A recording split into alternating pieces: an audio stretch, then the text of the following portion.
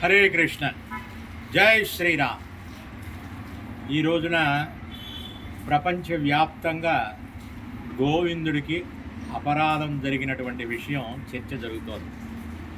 గోవిందుడిని మనం రక్షించుకోలేకపోతున్నాం.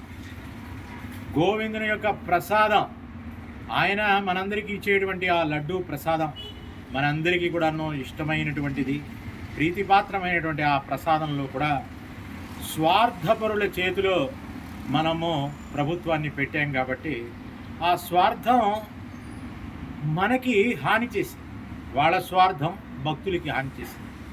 అందువలన రాబో కాలంలో మంచివారిని చూసి ఎన్నుకోవడం భక్తుల యొక్క కర్తవ్యం.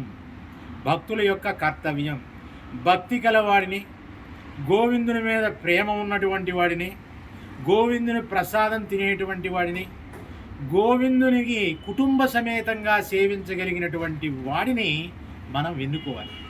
అలా ఎన్నుకోలేదు. మనం కుల రాజకీయాలు చేసాం, జాతి రాజకీయాలు చేసాం. ఇదంతా లేదు. ధర్మో రక్షతి రక్షిత. నీవు హిందూ ధర్మాన్ని, సనాతన ధర్మాన్ని నువ్వు రక్షిస్తే ఈ ప్రపంచంలో క్షేమంగా ఉంటావు. వేరే ధర్మం అది సంకుచితంతో కూడుకున్నటువంటి ధర్మం. ఆ ధర్మానికి నువ్వు సపోర్ట్ చేసినట్లయితే, మద్దతు ఇచ్చినట్లయితే ఈ విధంగా నీవు గొడ్డు మాంసం తినాల్సినటువంటి బతుకు నీకు ఏర్పడుతుంది. గుర్తుపెట్టుకో. జాగృత కమ్ము, రా, లేచి రా. గోవిందుడు పిలుస్తున్నాడు. ఇకనైనా మేలుకో. హరే కృష్ణ. జై శ్రీమన్నారాయణ.